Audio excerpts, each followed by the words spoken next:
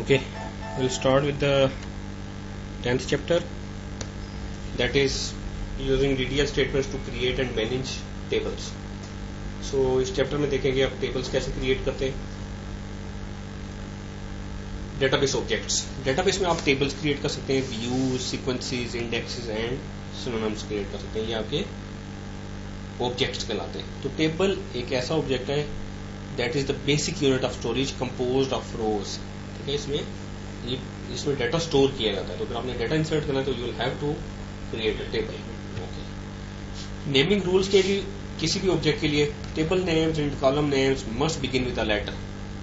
Alphabet से start होनी चाहिए. आप ये नहीं कर सकते टेबल का नाम किसी नंबर से स्टार्ट हो जाए या किसी स्पेशल कैरेक्टर से स्टार्ट हो जाए. Must be 1 to 30 characters long, minimum 1 character और मैक्सिमम 30 कैरेक्टर्स लॉन्ग हो सकता है. Must contain only upper A to Z, lower A to Z, 0 to 9, underscore, dollar sign and pound sign. तो ये 3 special characters हैं जो टेबल के नाम में आ सकते हैं. Must not duplicate the name of another object owned by the same user. Let's से एक टेबल पहले से एक नाम से उसी नाम से टेबल नहीं बना सकते. एक पहले से एक नाम से एक ऑब्जेक्ट है तो आप उसी नाम से एक दूसरा ऑब्जेक्ट उस नाम से नहीं बना सकते. ठीक है.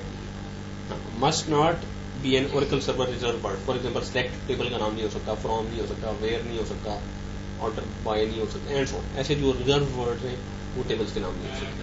या create table, you must have create table privilege and you must have a storage area to create the tables. तो अभी हम जो HR यूजर से लॉग इन होकर ये काम करते हैं उस दोनों के उसके पास ये क्रिएट टेबल के राइट्स हैं. ठीक है, उसको हमने प्रिविलेज वो पहले से मिली हुई है उसको. उसके पास एक स्टोरेज एरिया भी है जहाँ पे वो टेबल्स क्रिएट कर सकते हैं. तो फिर वो एक यूजर जो है क्रिएट टेबल, आगे टेबल का नाम और पैरेंथेसिस में कॉलम्स के नाम, उनकी डाटा टाइप्स और उनके बिट्स स्पेसिफाई करके टेबल्स क्रिएट कर सकते हैं. तो फॉर एग्जाम्पल हम एक टेबल क्रिएट करते हैं, टेस्ट टेबल क्रिएट करते हैं. जरा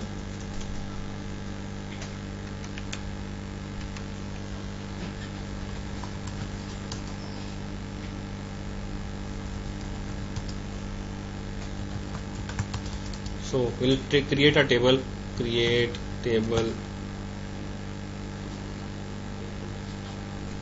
students,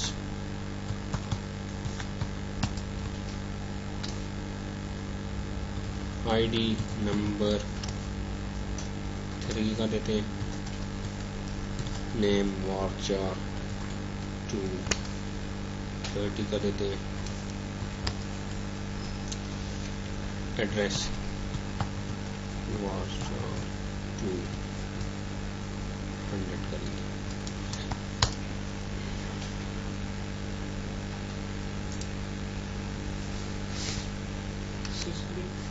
Create table student and address enter is unknown. आपने स्पेलिंग गलत लिखे हुए क्रिएट.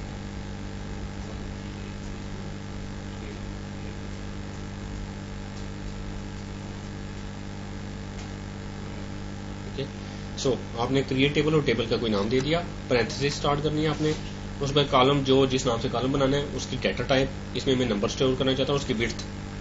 लेट्स से नंबर में मैंने इसकी विड्थ कितनी बता दी है 3, मीन्स के 999 तक मैक्सिमम इसमें डाटा एंटर हो सकता है. And with ID you start bracket and then you didn't close twice. You put 2 and you close 1. No, this parenthesis is closed here. Okay, so this is the parenthesis for the size of the column. So it started here, closed here. For this it started here, closed here. For this it started here and closed here. Okay, then next column will be name and the name is alphabet. Okay, so in Oracle the data type is varchar 2. This is the data type name. Okay, if varchar available as well? It was available in previous releases, but now there is only varchar 2. Okay, then varchar 2, then you provide the width that in name you can enter maximum 30 characters. Then address, it's also varchar 2 and you can enter maximum 100 characters in it. Okay, now if you describe, so it has 3 columns. Okay,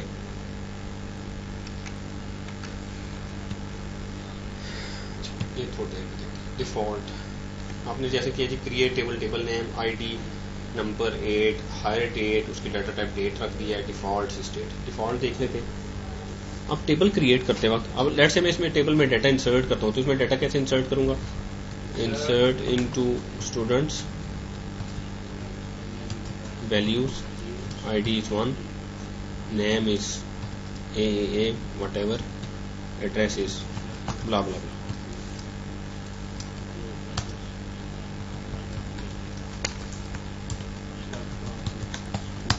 Okay.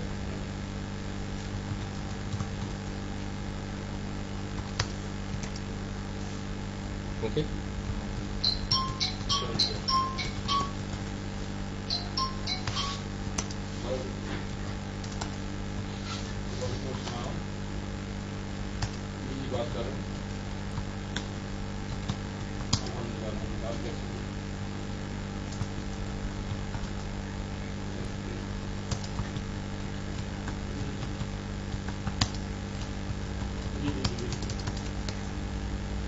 Data दिखा रहा है हमें, ये रो हमने enter किया। मैं एक और रो इंसर्ट करता हूँ,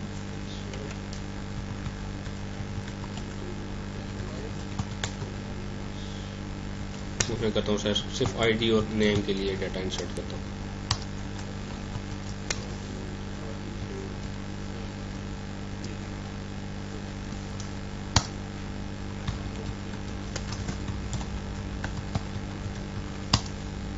देखिए एड्रेस के कॉलम में क्या है, कुछ भी नहीं, ठीक है।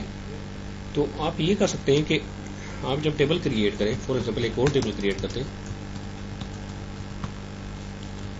emp1 for example, emp ID number, इसकी विड्थ देना जरूरी नहीं है, देंगे तो ठीक है, नहीं देंगे तो अनलिमिटेड होगी विड्थ, इसमें जितना मर्जी डाटा एंटर हो जाए।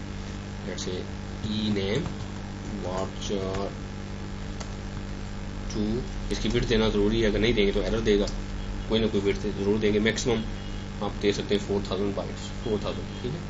varchar 2 कॉलम में मैक्सिमम 4000 हो सकती है। देन एच डेट, इसकी डाटा टाइप डेट। मैं चाहता हूँ अगर कोई यूजर कोई वैल्यू एंटर ना करे एच डेट के कॉलम में, तो उसमें बाय डिफॉल्ट करंट डेट चली जाए, तो डिफॉल्ट सिस्टम। ओके,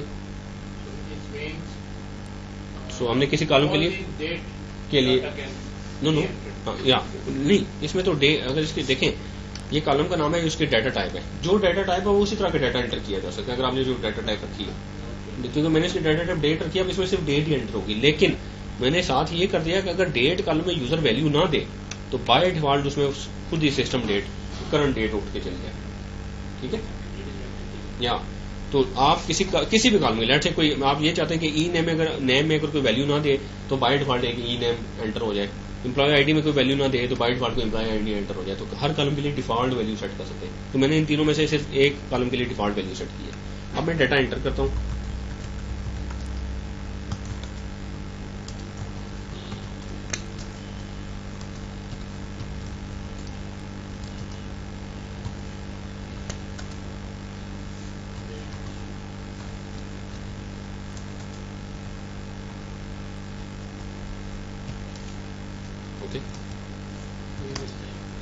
कोई भी एक स्टेटमेंट हो, अभी हमने कुछ चेक नहीं किया कि प्रीवियस डेट एंटर कर सके या ना कर सके, ठीक है, तो वो डेट एंटर कर दीजिए,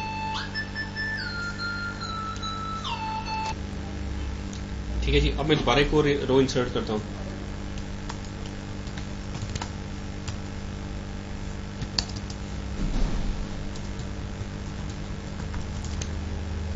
और I'll only insert for emp ID and ename. I'll skip the h date. So values emp ID 2, ename AAA. So you see उसने खुद ही एंटर कर दिया, क्योंकि मैंने उसको डिफॉल्ट एक दे दिया था कि उसमें अगर कोई यूजर ने कोई वैल्यू ना दे तो उसमें बाय डिफॉल्ट करंट डेट होगा। So you can specify date value for any column, okay. So create table depth number 12, number is the data type, 2 is the maximum width, means के 0 to 99 में 2 digits आते हैं, 2 digits तक जो भी data होगा वो एंटर हो सकेगा, 2 डिजिट से ज्यादा जब डाटा हो जाएगा 100 में 3 डिजिट्स वो नहीं एंटर कर सकेगा इसमें, ठीक है, एंड सो ऑन। ठीक है, इसी तरीके से आप डिस्क्राइब करके टेबल का स्ट्रक्चर देख सकते हैं. Data types, there are number of data types. Varchar 2, उसमें आप साइज बताना जरूरी है. वेरिएबल लेंथ करैक्टर डेटा, इसमें करैक्टर डेटा बताते हैं और ये वेरिएबल लेंथ है. करैक्टर और इसका साइज बताएं. फिक्स लेंथ करैक्टर डेटा, दोनों में एक ही है, कोई फर्क नहीं है. वार्चर 2 किसी कॉलम में डेटा टाइप रख दें, उसमें भी आप करैक्टर एंटर कर सकते हैं. अल्फाबेट्स, अल्फान्यूमेरिक वैल्यूज एंटर कर सकते हैं. करैक्टर किसी डाटा टाइप रखें तो वो भी same is this. Okay, so 2 data types are available with you. एक वार्चर 2 है और एक करैक्टर है. Now it's up to you कि आप कौन सी यूज करना चाहते हैं. सो दोनों के यूजेज में डिफरेंस ये है, आपने किसी कॉलम की डेटा टाइप रख दी वार्चर 2, उसकी विड्थ आपने रख दी for example 30. So what will happen, अगर आपने इसमें एंटर किया जी ABC, how much space it will take? It will take 3 bytes.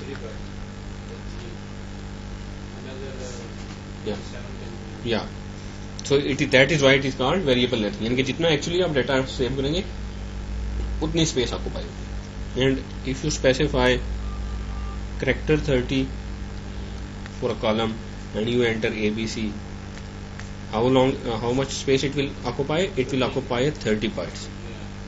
Space issues. Yeah, it will blank pad 27 with that and will occupy that much space.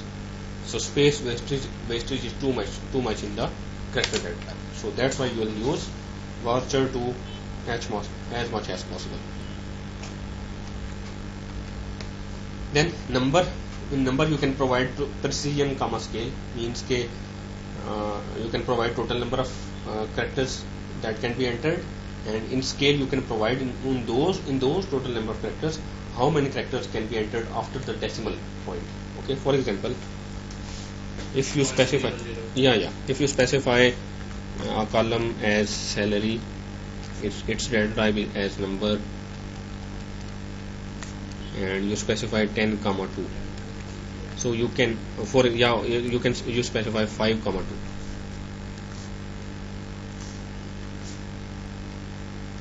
So 5,2 means that there will be total 5 digits. From those 5 digits, 2 will be on the left side of the decimal and remaining will be on the right side of the decimal. So you can enter 123.11999.99 and so on. So there are total 5 digits. These are total 5 digits. In those 5 digits, 2 will be from on the decimal right side and remaining 3 will be on right side. Okay. Then data type, date and time values, it will enter. Long data type, variable length character data up to 2 GB. आप जब वार्चर 2 किसी column में data type रखेंगे तो उसमें एक column में maximum 4000 bytes characters enter हो सकते हैं. ठीक है, अगर उससे ज्यादा अगर आपके पास डाटा है, लेट्स से एक पूरी बुक का कोई चैप्टर सेव करना है आपने एक कॉलम में, तो फिर उसकी डाटा टाइप लॉन्ग रखेंगे. लॉन्ग में एक कॉलम के अंदर आप 2 GB तक का कैरेक्टर डाटा स्टोर कर सकते हैं.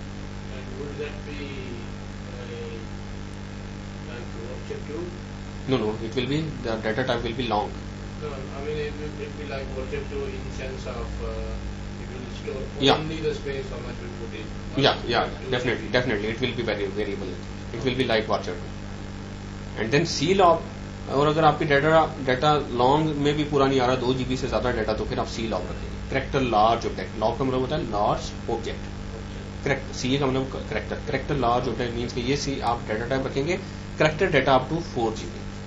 Then raw and non raw data type भी रखी जा सकती है. रॉ बाइनरी डाटा 010101 सेव करें, कोई मशीन रीडेबल डाटा आपने स्टोर करना है तो फिर आप रॉ या लॉन्ग रॉ रखेंगे उसके डाटा. बी लॉग, अगर आपने कोई images multimedia data audio video आपने कॉलम टेबल में किसी कॉलम में स्टोर करनी है तो उस कॉलम की डाटा टाइप बी लॉग रखेंगे. बी फाइल, आपने इमेजेस स्टोर करने हैं लेकिन इमेज आपने एक्चुअली स्टोर करना है किसी डिस्क के ऊपर और उस इमेज का रेफरेंस स्टोर करना है आपने डाटाबेस के अंदर, तो बी लॉग के केस में इमेज डाटा बेस के अंदर जाके स्टोर हो जाएगा, कॉलम में कन्वर्ट हो गया बाइनरी में. ठीक है, जबकि बी फाइल रखेंगे इमेज एक्चुअली हार्ड डिस्क के ऊपर किसी डायरेक्टरी में पड़ा हुआ है, उस डायरेक्टरी का पाथ आपने बी फाइल कॉलम, आपने किसी कॉलम की डाटा बी रखी, बी फाइल रखी तो उसका पाथ बी फाइल के अंदर आएगा. एक्चुअली इमेज टेबल के अंदर स्टोर नहीं होगा, इमेज टेबल से फाइल होगा. या एंड रो आईडी, अब base 64 number system representing the unique address of a row in its table. ये row ID Oracle internally use करता है ये एक डाटा टाइप है जो कि हर रो को यूनिकली आइडेंटिफाई करती है रो एक्चुअली कहाँ पे जाके सेव हुई है, डेटाबेस में किस जगह लोकेशन पे सेव हुई है, ताकि सर्च करते वक्त वो उस लोकेशन पे जाके उसको सर्च करें। इसको फर्दर आगे जब हम इंडेक्सेस पढ़ेंगे तो उस वक्त मैं आपको बता दूंगा। Sorry. Then time stamp data type, आपके जो डेट डाटा टाइप है उसमें आपका डाटा स्टोर हो सकता है day, year, month, day, hour, minute and seconds तक की वैल्यू। अब कई आपकी साइंटिफिक एप्लीकेशंस होती हैं जो कि सेकंड से कम इंटरवल में भी वो इंटरवल स्टोर करना चाहते हैं, मिली माइक्रो सेकंड्स में, तो फिर वो Oracle time stamp data type भी है उसमें, इसमें फ्रैक्शनल सेकंड्स तक, मिली माइक्रो सेकंड्स तक डाटा स्टोर किया जा सकता है। ठीक है। देन इंटरवल डाटा टाइप्स है, इंटरवल ईयर टू मंथ है, इंटरवल डे टू सेकंड है। इसमें आप इंटरवल स्टोर कर सकते हैं, इतने साल, इतने महीने, इतने दिन, इतने घंटे, इतने आवर एंड सो ऑन। वो यूजली अर्थमेटिक के लिए काम आते हैं, अदरवाइज उनका कोई खास वो पर्पज नहीं है। ठीक है, ये करके देखते हैं। अभी टेबल क्रिएट करें जी, एक दो ये डिफरेंट तरह की डाटा टाइप्स रखें। अच्छा, जब जो लॉन्ग डाटा टाइप है उसमें एक इशू ये है कि लॉन्ग यूजली यूज नहीं करते हैं। अगर करेक्टेड डाटा बहुत ज्यादा है तो फिर हम सी लॉब यूज करते हैं। ठीक है, बेहतर है कि सी लॉब यूज करें। लॉन्ग डाटा टाइप का एक इशू ये है कि एक तो ये प्रीवियस रिलीजेज में थी, अभी भी बैकवर्ड कंपैटिबिलिटी के लिए अवेलेबल है, तो ओरेकल ने उसको रिप्लेस करने के लिए सी लॉब डाटा टाइप दी है। और लॉन्ग डाटा टाइप का एक कॉलम हो सकता है आपकी एक टेबल, लेट से आपकी मल्टीपल कॉलम्स हैं जिसमें आपने अच्छा खासा बड़ा डाटा स्टोर करना है, तो फिर एक कॉलम की डाटा टाइप लॉन्ग हो सकती है, मल्टीपल कॉलम्स की नहीं हो सकती। सी लॉब आप जितनी मर्जी रखें, तो इसलिए रिकमेंडेड ये है कि आप सी लॉब यूज करें, लॉन्ग आप लोग यूज करें। तो एक टेबल में एक लॉन्ग कॉलम हो सकता है, ये याद रखें। लेट से आपके 4-5 कॉलम्स हैं जिनमें काफी डाटा स्टोर करना है, तो आप ये नहीं कर सकते कि सबकी डाटा टाइप लॉन्ग रखते हैं। एक वक्त में एक टेबल में एक लॉन्ग कॉलम हो सकता है, ये एक रिस्ट्रिक्शन है। ओके, टेबल क्रिएट करते हैं जी। क्रिएट टेबल T1, मैं पहले ड्रॉप कर लेता हूँ। लेट से हो सकता है मेरे पास पहले से क्रिएटेड हो। ड्रॉप टेबल T1 मेरे पास ऑलरेडी क्रिएटेड था, तो मैंने इसको ड्रॉप कर दिया। ड्रॉप करेंगे तो उसका सारा डाटा भी जाएगा, स्ट्रक्चर भी जाएगा, सब कुछ जाएगा। ठीक है, मैंने शायद वो पहले कहीं क्रिएट किया हुआ था। मैं कहता हूँ क्रिएट टेबल, कुछ भी टेबल का नाम दे दें। यूजली टेबल का नाम डिस्क्रिप्टिव होना चाहिए, जिस पर्पज के लिए आप कर रहे हैं वो होना चाहिए। ठीक है, create table T1, ID for example number,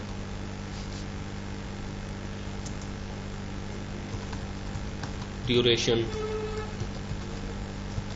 interval, year to month, H date, let's ये कॉलम है। तो इंटरवल ईयर टू मंथ एक डाटा टाइप है। ठीक है,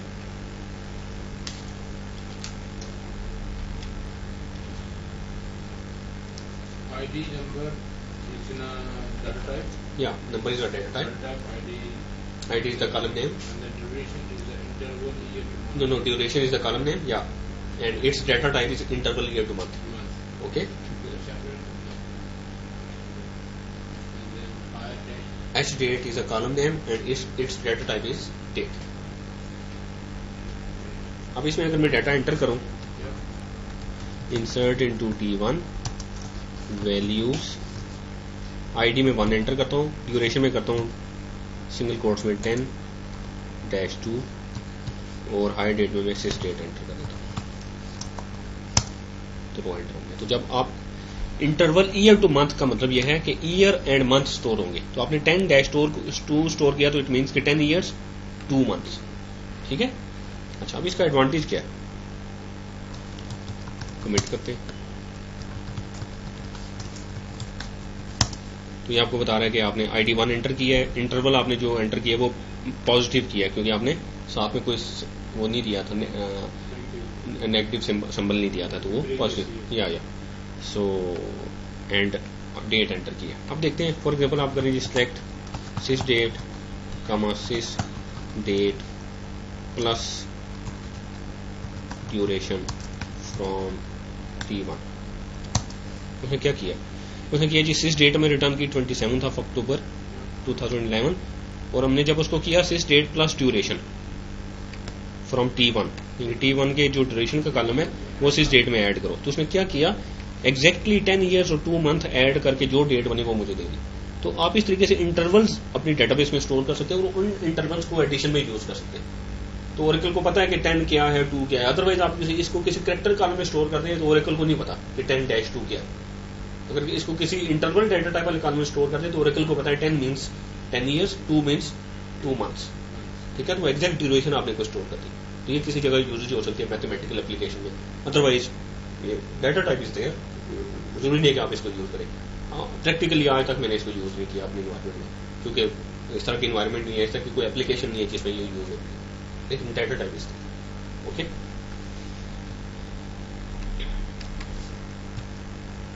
इसी तरीके से इंटरवल डे टू सेकंड है, उसमें आप day, hour, minute and seconds तक की वैल्यूज स्टोर कर सकते हो। देन इसी कॉन्स्टेंट्स, कॉन्स्टेंट्स में आपके पास है not null, primary key, foreign key, check constant और यूनिक कॉन्स्टेंट्स। कॉन्स्टेंट्स होते हैं कि जी constants enforce rules at the table level and constants prevent the deletion of a table if there are dependencies. The following constant types are valid: not null, unique, primary key, foreign key and check. ये constants आप लगा सकते हैं।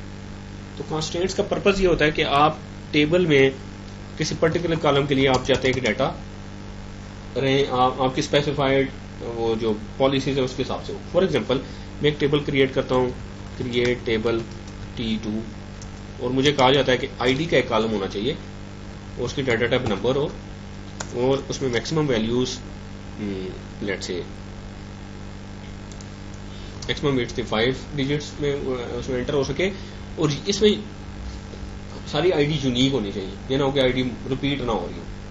ठीक है, और नल भी नहीं होनी चाहिए। तो मैं इसको प्राइमरी की बना दूंगा। This is the constant. ठीक है, आई specify column name, then its data type and width, then space and what type of constant and I want to implement. Then for example name varchar 230 और मुझे ये कहा जाता है कि इसमें नाम जरूर एंटर करे कोई यूजर, ये नल नहीं होना चाहिए, तो मैं इसको नॉट नल कर दूंगा। देन मुझे कहा जाता है सैलरी नंबर 5 और कहा जाता है कि सैलरी 1000 से लेस कोई एंटर ना कर सके, तो फिर मैं चेक कॉन्स्टेंट लगा दूंगा।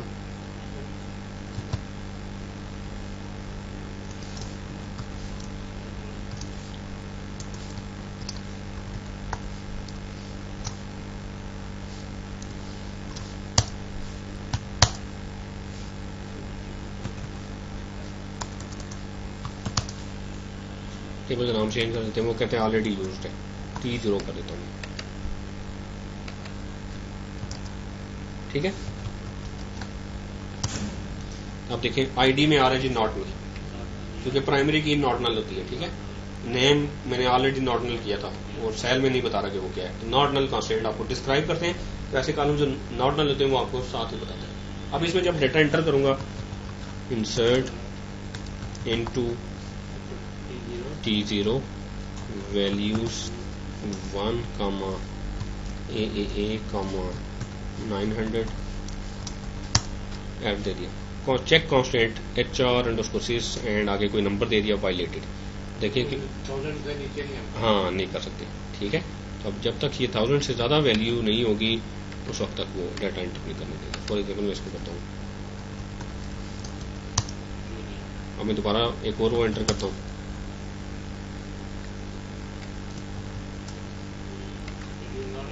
yeah it will not enter because yeah one is enter unique constant violated.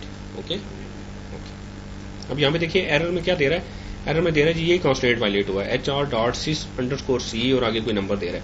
इसी तरीके से यहाँ पे बता रहा है जी HR.sys_c और आगे कोई नंबर बता रहा है। तो this is the user name, यानी कि इस यूजर के अंदर ये कांस्टेंट लगा हुआ है और ये कांस्टेंट वायलेट हुआ है।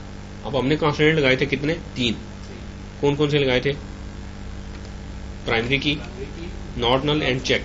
तो ओरेकल ने क्या किया, इनको खुद से नाम दे दिया। प्राइमरी की को इंटरनली जब स्टोर किया उसने तो उस कांस्टेंट को कोई नाम दे दिया, उसने नाम दिया sys_c और आगे कोई नंबर दे दिया। इस कांस्टेंट को भी कोई नंबर नाम दे दिया, इसको भी कोई नाम दे दिया। या डिफरेंट या और आप ये भी कर सकते हैं कि आप अपनी मर्जी से कांस्टेंट्स को नाम देंगे। तो बेहतर तरीका ये होता है कि आप अपनी मर्जी से नाम दें, ताकि जब आपको एरर आए तो आपको पता चले कि क्या वायलेट हुआ। अदरवाइज आपको इस तरीके से नहीं पता चलेगा यार ये क्या चीज वायलेट हुई है, कौन सा कंस्ट्रेंट वायलेट हुआ है। ठीक है, तो मैं दोबारा से एक टेबल क्रिएट करता हूँ, उसी टेबल का स्ट्रक्चर कॉपी कर लेते हैं और एक और टेबल में क्रिएट करता हूँ।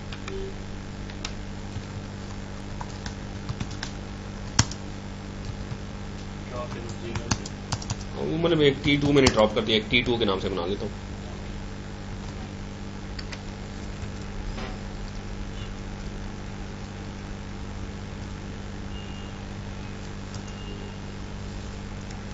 अच्छा, मैं इस प्राइमरी की अब इसको नाम देना चाहता हूँ, तो मैं लिखूंगा यहाँ पे कांस्टेंट को कोई नाम दे दूंगा, pk underscore for example id। तो कांस्टेंट नेम जो बेस्ट प्रैक्टिस है वो ये है कि जिस तरह का कांस्टेंट हो उसका नाम उससे स्टार्ट करें। फॉर एग्जांपल ये प्राइमरी की है तो pk लिखें, नॉट नल है तो nl लिखें, यूनिक है तो uk लिखें, चेक है तो ck लिखें। ठीक है, और आगे अंडरस्कोर डाल के तो कॉलम का नाम लिखें, तो जिस कॉलम के ऊपर कांस्टेंट है। इसी तरीके से इसमें लिखूंगा constant nn underscore name, then constant ck underscore sal and so. जो मर्जी दे दें नाम आप वैसे जो मर्जी दे दें, लेकिन ये कन्वेंशन है जिसे आपको आइडिया हो जाएगा। फॉर एग्जाम्पल अब मैं डाटा इंसर्ट करता हूँ, इंसर्ट इनटू T2 वैल्यूज 1, उसने एरर दिया check constant HR underscore CK underscore sal violated. तो आपको पता चल गया कि कहां पे इशू है, ये सैलरी जो आपने दी है इसमें मसला है।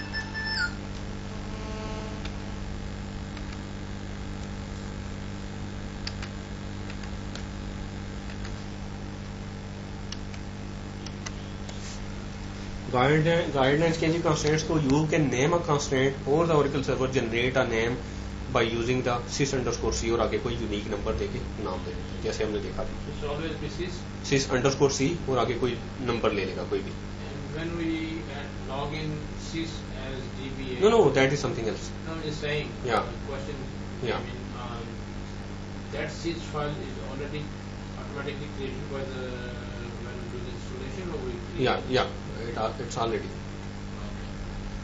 Create a constraint at either of the following times at the same time as the creation of the table, जैसे हमने किया, और बाद में भी आप कर सकते हैं after the creation of table, alter table करके उस पर कंस्ट्रेंट लगाए जा सकते हैं। Define a constraint at the column और टेबल लेवल, आप ये भी कर सकते हैं कि हर कॉलम के सामने कंस्ट्रेंट की इन्फॉर्मेशन देते जाएं। दूसरा ये है कि पहले सारे कॉलम लिस्ट डाउन कर लें और फिर एंड में 1 by 1 सब पे कंस्ट्रेंट या इन सीक्वेंस या view a constraint in the data dictionary, वो फिर कंस्ट्रेंट्स की इन्फॉर्मेशन देखी जा सकती है कि कौन से टेबल के कौन से कॉलम के ऊपर क्या कंस्ट्रेंट्स लगे। ठीक है, वो अभी आगे चल के देखिए। जो आगे डिफाइनिंग कंस्ट्रेंट्स की सिंटैक्स दिखा रहे हैं आपको, जैसे आप यहाँ पे एम्प्लॉय आईडी नंबर उस पर कंस्ट्रेंट लगा रहा है, ये कंस्ट्रेंट को नाम दे रहा है, वो उस कंस्ट्रेंट कौन सा है, प्राइमरी। इसी तरीके से आप ये भी कर सकते हैं create table name, employee ID number, उसकी विड्थ, फिर कॉमा, फर्स्ट नेम, उसकी विड्थ और एंड सो ऑन। आप सारे कॉलम लिस्ट डाउन कर लें और सबसे आखिर में आपने लेट्स से एम्प्लॉय आईडी पे कंस्ट्रेंट लगाना है तो आप लिखें कंस्ट्रेंट का नाम, कंस्ट्रेंट की टाइप और पेरेंथेसिस में कॉलम का नाम दें। तो this is table level constraint. So we just consider one ID. Yeah. We can then later on say constraint again. Yeah. First name. So देखें अब ये क्या कर रहा है, ये टेबल लेवल कंस्ट्रेंट है कि वो पहले सारे लिस्ट डाउन कर लिए उसने कॉलम्स, और फिर एंड पे उसने जब आखिरी लास्ट कॉलम उसने मेंशन कर दिया कि ये this is the last column, और फिर कॉमा लगा के फिर अब 1 by 1 लेट्स से अब एम्प्लॉय आईडी पे कंस्ट्रेंट लगाना है तो वो लगा लें, फिर कॉमा दे के फर्स्ट नेम पे कंस्ट्रेंट लगाना है वो लगा लें, फिर कॉमा दे के आपने 1 by 1 एंड पे सबसे आखिर में आप 1 by 1 सब पे कंस्ट्रेंट लगा लें। एक तरीका ये है कि हर कॉलम के सामने कंस्ट्रेंट लगा दें जैसे हमने किया। ठीक है, वो कॉलम लेवल कंस्ट्रेंट है। एक तरीका ये है कि आप सारे कॉलम पहले आप लिस्ट डाउन कर लें और आखिर में 1 by 1 उन पे कंस्ट्रेंट लगा दें जो लगाने। Those are called column level constraint, table level constraint. अच्छा, जो एक नॉट नल कंस्ट्रेंट है वो सिर्फ और सिर्फ कॉलम के सामने स्पेसिफाई किया जा सकता है, वो आप इस तरीके नहीं स्पेसिफाई कर सकते जैसे ये आपने ये प्राइमरी की लगा रहा है या और भी बाकी कंस्ट्रेंट भी लगाए जा सकते हैं। नॉट नल कंस्ट्रेंट अगर किसी के साथ लगाना है तो टेबल क्रिएशन के बाद उस कॉलम के सामने लगाना पड़ेगा, या फिर जब टेबल क्रिएट हो जाए तो टेबल को अल्टर करके भी आप कंस्ट्रेंट लगा सकते हैं। अल्टर मीन्स के चेंज करना। All course not null is या not null Always. Like a one of rule. Yeah. Easy to remember. Yeah. That's what I'm saying. Yeah. Is there any other Yeah. tricks? You know, like not null. Yeah. I know every time I do not null. Yeah. It's something Not special. null or not null. It Yeah, will be special. it's something special. Yeah. Ensure that null values are not permitted for the columns. अगर आप not null constraint लगाते हैं जी, तो फिर वो क्या होगा? Unique constant duplicate allow नहीं करेगा, लेकिन नल हो सकती है उसमें यूनिक में। तो किसी का टेबल में फॉर एग्जांपल ईमेल का ये एक कॉलम है, उसे पहले स्पेसिफाई किया, उस पर कॉन्स्टेंट करना चाहता है यूनिक का, तो आखिर में लेट से सबसे आखिर में टेबल के कॉलम स्पेसिफाई करने के बाद कॉन्स्टेंट का नाम यूनिक और कॉलम का नाम दे दिया उसमें, तो उसमें यूनिक कॉन्स्टेंट लगेगा। प्राइमरी की तो उसमें फिर नल भी अलाउ नहीं होगा और डुप्लीकेट भी अलाउ नहीं होगा। फॉरेन की लगा सकते हैं जो कि किसी दूसरे टेबल की प्राइमरी की को रेफर कर रही होगी, तो हम किसी एक और टेबल क्रिएट करते हैं उसमें फॉरेन की लगाते हैं। फॉर एग्जांपल हमने ये देखें क्रिएट किया जी टेबल T2 और उसमें आईडी प्राइमरी की डिक्लेयर कर दी, ठीक है, यही है ना। हम एक और टेबल T3 क्रिएट करते हैं, मेरे पास हो सकता है T3 ऑलरेडी और नहीं है, मैं करता हूँ जी create table T3 ID number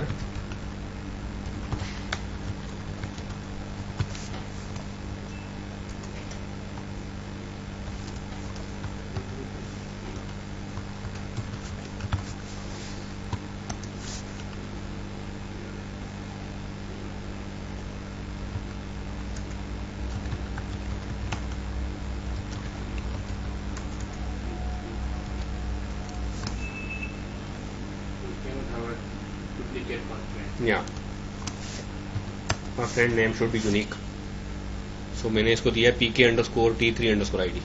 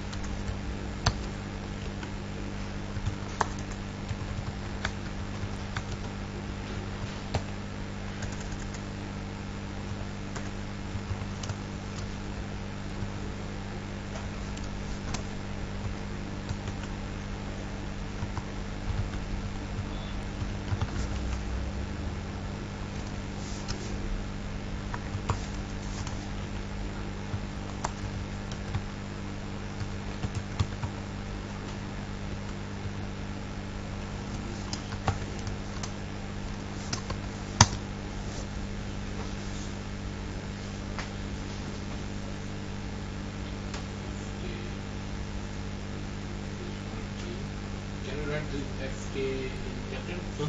Whatever you want. It will be saved in uppercase. So in whatever case you specify, it will be saved in uppercase.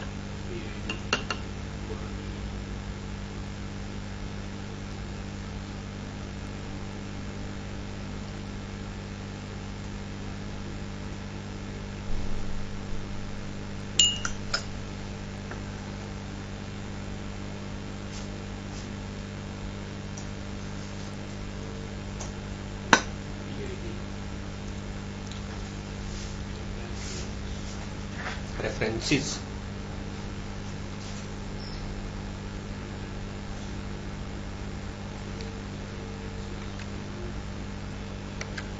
So we're giving a reference to T2. Yeah.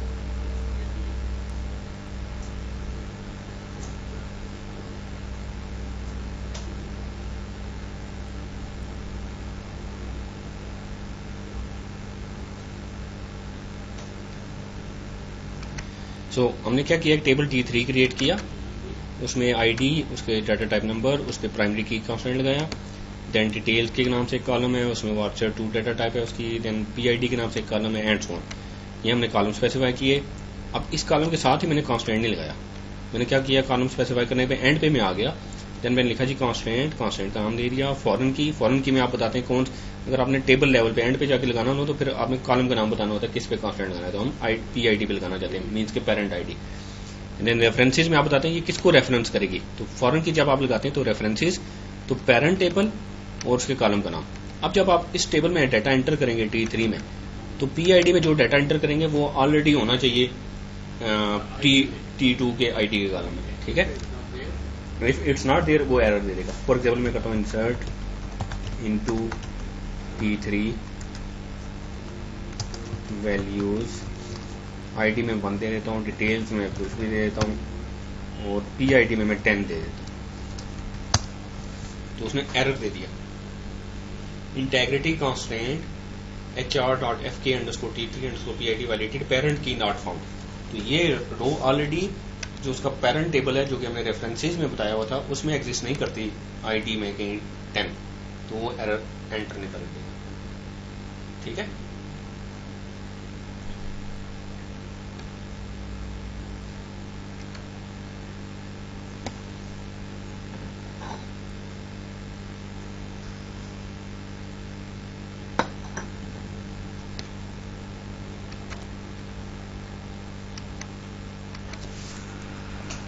Foreign की जैसे है, तो foreign की for example departments का table है, इसकी आप किसी दूसरे टेबल में फॉरेन की लगाना चाहते हैं, तो फिर वो क्या होगा, फॉरेन की में वो डाटा आ सकेगा जो पेरेंट टेबल के अंदर है, जो नहीं है वो एंटर नहीं कर सकेगा। फॉरेन की कैसे लगाते हैं वो देख चुके हैं, रेफरेंसेस के थ्रू लगाते हैं। फॉरेन की defines the column in the child table eight the table constant level, references identifies the table and column in the parent table.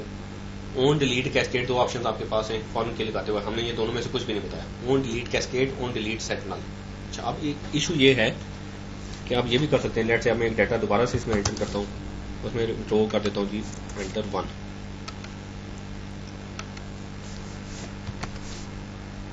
Parent की नॉट फाउंड। T2 में हमने कोई डाटा एंटर नहीं किया हुआ, हम पहले क्या करते हैं T2 में डाटा एंटर कर लेते हैं। नो,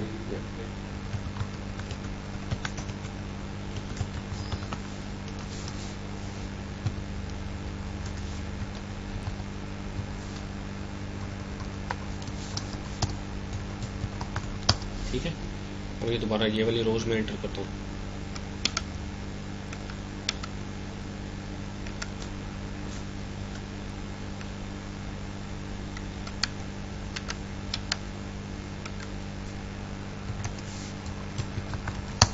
ठीक है, अब उसमें डाटा एंटर कर लेंगे। अब पेरेंट जो टेबल है, पेरेंट टेबल कौन सा इन दोनों में से, T2। अब T2 में से डिलीट करता हूँ,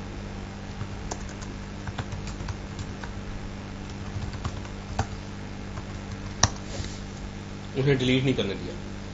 integrity constant validated child record found, क्योंकि अब ये जो रो है इसके अगेंस्ट एक चाइल्ड रिकॉर्ड एग्जिस्ट करता है दूसरे टेबल में, तो वो डिलीट नहीं करने देगा। ठीक है, तो हम फॉरेन की लगाते वक्त हम ये बता सकते थे कि अगर पेरेंट रो डिलीट हो जाए तो ऑन डिलीट कैस्केड, तो चाइल्ड रो भी डिलीट कर दो, यानी कि हम T2 में से डिलीट करें, T3 में से खुद ही डाटा रिमूव हो जाए, वो पर्टिकुलर उसके अगेंस्ट जितनी रोज पड़ी है, तो वो ऑन डिलीट कैस्केड के थ्रू आप स्पेसिफाई कर सकते हैं। या आप चाहते हैं कि चाइल्ड रो डिलीट ना हो, वो पर्टिकुलर कॉलम जो कि फॉरेन की है वो नल सेट हो जाए, ऑन डिलीट सेट नल का ऑप्शन है। लेकिन ये दोनों नहीं करने चाहिए, आपको नहीं पता कि वो पेरेंट टेबल वो प्राइमरी की कहाँ रेफर हुई है, तो उसकी वजह से बहुत सारा डाटा आपका ऑर्फन हो जाएगा। तो इसलिए ये दो ऑप्शन अवेलेबल हैं आपके पास, लेकिन डिपेंड करता है, हाँ मतलब आप यूज उस वक्त करें जब कोई वैलिड पॉइंट है, तो अदरवाइज इनको यूज ना करें, इट कैन बी डिजास्टर्स। ठीक है, तो ये ऐसे यूज आपने कैसे करने, आपने जब वो फॉरेन की लगाई तो एंड में आपने ऑन डिलीट कैस्केड या ऑन डिलीट सेट नल का ऑप्शन सेट कर देना है। जैसे ये हमने फॉरेन की कांस्टेंट लगाया, यहाँ पे एंड पे हम स्पेस देके लिखेंगे ऑन डिलीट सेट नल या ऑन डिलीट कैस्केड, दोनों में से कोई एक, और पेरेंथेसिस क्लोज कर देंगे। ठीक है,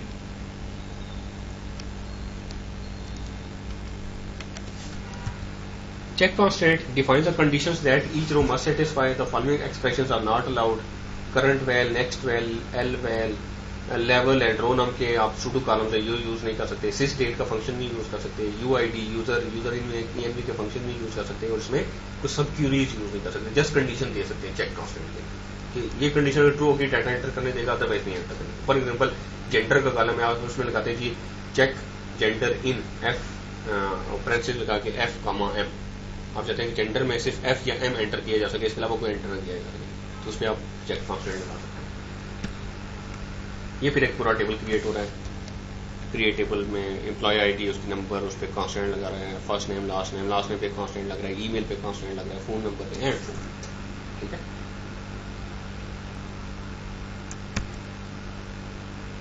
वायलेट करेंगे कंस्ट्रेंट, अपडेट करते हुए वायलेट होगा, या इंसर्ट करते वक्त वायलेट होगा, या डिलीट करते वक्त कंस्ट्रेंट वायलेट होगा, तो आपको एरर आएगा। ठीक है, you can not delete a row that contains a primary key that is used as a foreign key in another table, जैसे भी हम लिखेंगे। Creating a table using a subquery, तो आप क्रिएट टेबल, टेबल का नाम as सब Curie लिख के तो आप टेबल क्रिएट कर सकते हैं। जैसे हमने लास्ट टाइम मैंने आपको बताया था, क्रिएट टेबल, टेबल का नाम एज, उसमें आप लिखेंगे select for example employee ID, last name, salary to 12 कर रहे हैं तो इसको एलियस देना जरूरी है, क्योंकि कॉलम का नाम ये नहीं हो सकता।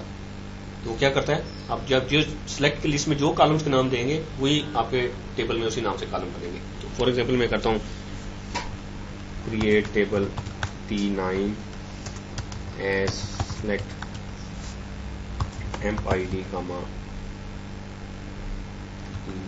नेम फ्रॉम एम्प, लेट्स से एक एम्प का टेबल था मेरे पास, एफ नेम मैं करता हूँ क्रिएट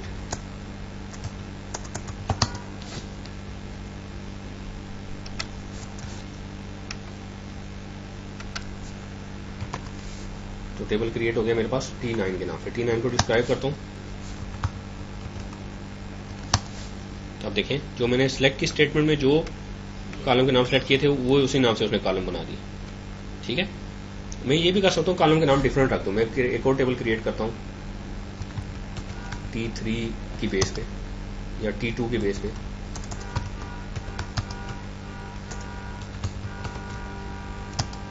मैं करता हूँ create table T10 as select ID, और इसको मैं एलियस दे देता हूँ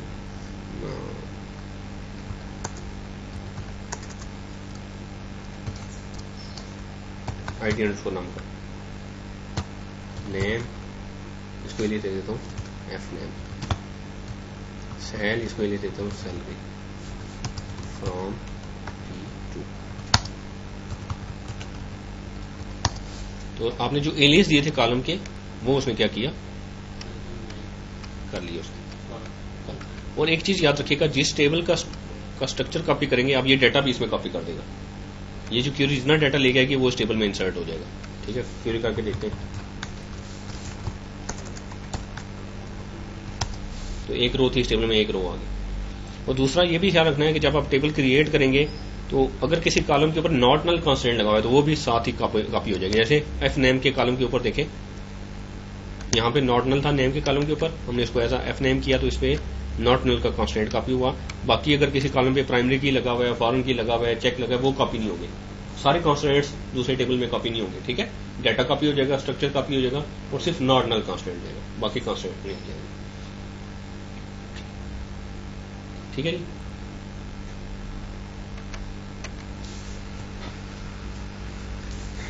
तो जिस नेम से आप टेबल के अंदर कॉलम सेलेक्ट करते हैं उसी नाम से कॉलम बना देता है। कॉलम के नाम में स्टैटिक नहीं आ सकता, इसलिए इस कॉलम को एलियस देना जरूरी होगा। लेट्स से अगर आपने कोई अरिथमेटिक परफॉर्म कर लिया फिर उस कॉलम को एलियस जरूर देंगे ताकि वो उस नाम से कॉलम बनाए टेबल के अंदर। और आप चाहते हैं कि टेबल में डाटा स्टोर ना करे, सिर्फ एक टेबल क्रिएट कर दे, तो आप कोई कंडीशन दे दें जो कभी पूरी नहीं हो। फॉर एग्जाम्पल आप करेंगे क्रिएट टेबल T11 एज, मैं सेलेक्ट की यही स्टेटमेंट लिख लेता हूँ,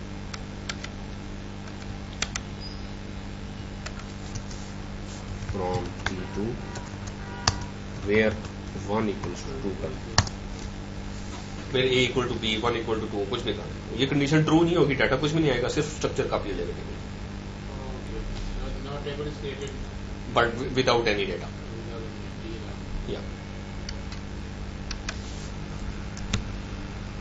Alter table, you can convert use alter table statement to add a new column to a table. For example, जैसे हमने एक टेबल क्रिएट किया T11 के नाम से, मैं कर सकता हूँ alter table T11 add, कोई नया कॉलम ऐड करना चाहता हूँ, फॉर एग्जांपल एड्रेस के नाम से, एड्रेस varchar 200, एक नया कॉलम ऐड हो जाएगा।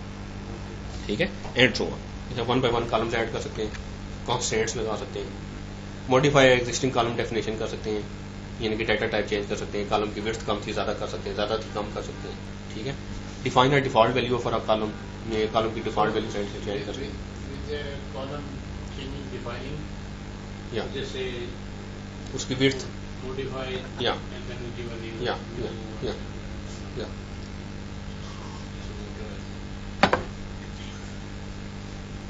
Then you can drop a column. Alter table, table name drop column, column का नाम दे दें, वो कॉलम रिमूव हो जाएगा, उसका डेटा भी रिमूव हो जाएगा उस पर्टिकुलर कॉलम का. रीनेम कॉलम, कॉलम का नाम चेंज कर सकते हैं. Change table to read only, read only कर सकते हैं आप. उस टेबल में सिर्फ डाटा क्यूरी किया जाता है, उस टेबल में डाटा इंसर्ट भी नहीं किया जा सकता, अपडेट भी और डिलीट भी नहीं किया जा सकता. जैसे अल्टर टेबल, टेबल का नाम रीड ओनली करें तो रीड ओनली हो जाएगा. अल्टर टेबल, टेबल का नाम रीड स्पेस राइट करें दोबारा से रीड राइट हो जाएगा, उस पर राइट ऑपरेशन भी परफॉर्म किया जा सकता है. Then drop table, drop table, table का नाम करें तो डाटा और स्ट्रक्चर साथ उसके मूव हो जाएगा, और ये रिवर्स बैक नहीं कर सकते आप इसको easily. Just like a shift delete. Yeah, shift. If you do delete, you can go Yeah. in and you can Yeah. reverse it.